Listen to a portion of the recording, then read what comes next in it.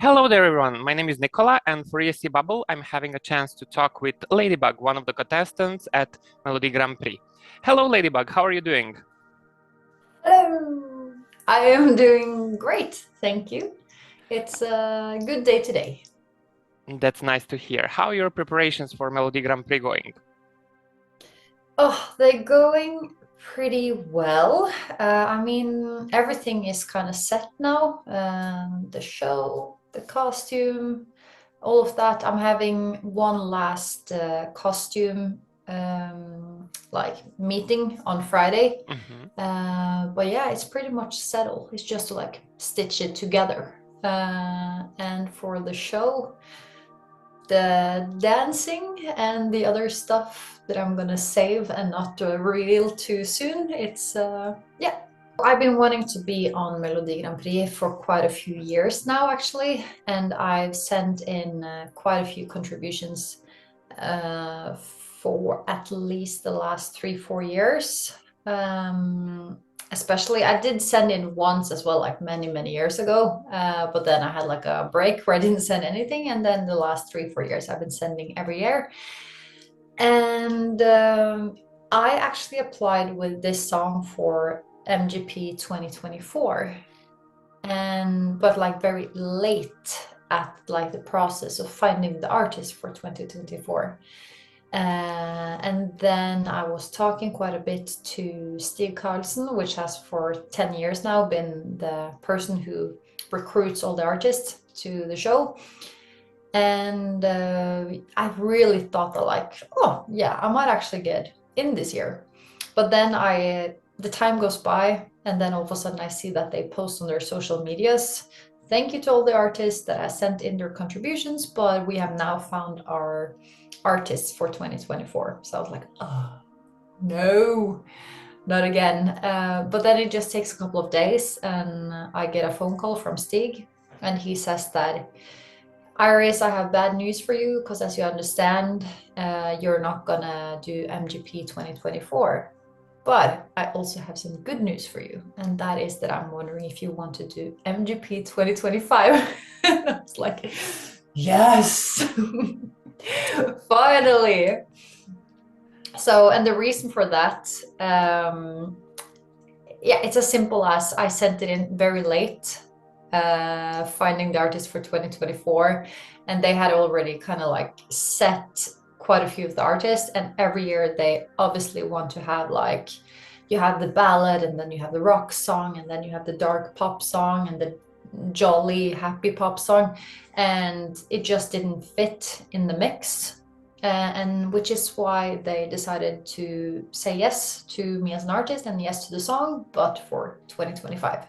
Can you tell us more about the music you create and what does Ladybug represent and stand for in your music and what you're doing? Yeah, so in terms of the sound of my music, I make dark electronic pop, or I guess you could also say like very bass heavy electronic pop. As a general genre for my music, which is also the frame we put around Hottest Hell in Paradise, which I'm now doing in MGP. And it's when it comes down to like the lyrics and the topics I often write about, I really love writing about those a little bit absurd things that we humans being think, the stuff that goes through our heads, but we never really say them out loud. And then very often I find myself writing about serious things and maybe a little bit dark topics, but I find like a way to twist them and make them kind of like playful and funny anyway, in the way they are written. Do you follow Eurovision and Melodi Grand Prix regularly? And do you have some like Yeah. your personal favorites from the history of both shows? Yes, I've been watching both MGP and Eurovision for many years now. My favorite, I feel like I'm so basic and boring when I say Loreen, but I love her. I just really, really love Loreen. She is incredible. Her vocals are amazing, and she's artsy, and she also has that darkness to her sound, which I really love, and like theatrical part of her. So she is definitely one of the names I have to mention. But then I also have the more quirky, playful part of me as an artist, which Finland with Cha Cha Cha.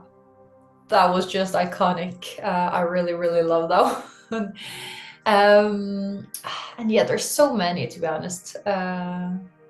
Too many to mention. You mentioned that everything is kind of going well and that you just need some final details. Can you maybe reveal us some things and some small stuff which we could expect from your performance at MGP? You want me to spill the tea? I mean, yeah, we're always interested to hear. Well, I can tell you a few little things. I don't want to reveal too much. I want to like maintain it a secret and yeah. But it's gonna be like what I call the genre of this song is a demon disco. That's kind of what I call the genre. So you can expect it to be kind of like a dark, demonic party, and it's gonna be high and low. That's all I'm gonna say. What are you doing when you're not creating music and performing? You also said that you had a moment of, let's say, moment that you were not working in with music, that you had a break. So what are you doing when you're not creating music and writing lyrics, music in general? Yeah, so I'm one of those people that has way too many jobs and way too many hobbies. I am constantly doing something. So in terms of jobs, I work with within the healthcare system in Norway, and I work with people that has severe dementia and take care of, yeah, basically people that are no longer capable of taking care of themselves, which is actually a job I really love. I find it very like much giving to myself as a person as well. And yeah, it feels really good to be able to take care of them. And I also work, so I work at 2 different hospitals with dementia, and then I work as a bartender slash waitress for 3 different companies.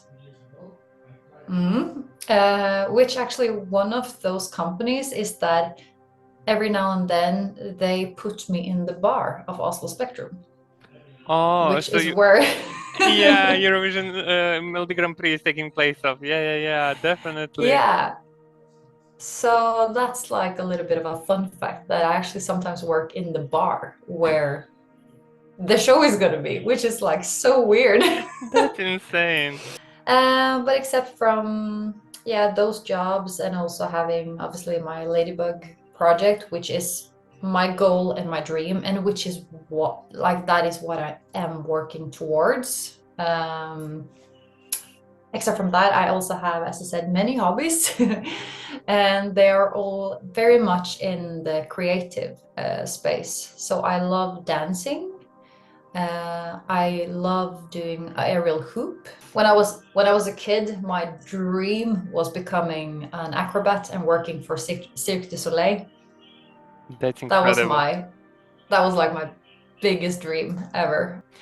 Thank you so much for sharing all of this with all of us, and thank you for being so lovely. Also, I would like to thank the viewers. Likewise. I would like to thank the viewers as well for following us and for checking out the interview, and also to inform them that they will be able to check out also other content with the videos with other interviews with other artists, and also blogs and all the things which we are preparing during this season. So just stay tuned and follow ESCBubble. And thank you so much, and bye. Have a beautiful day.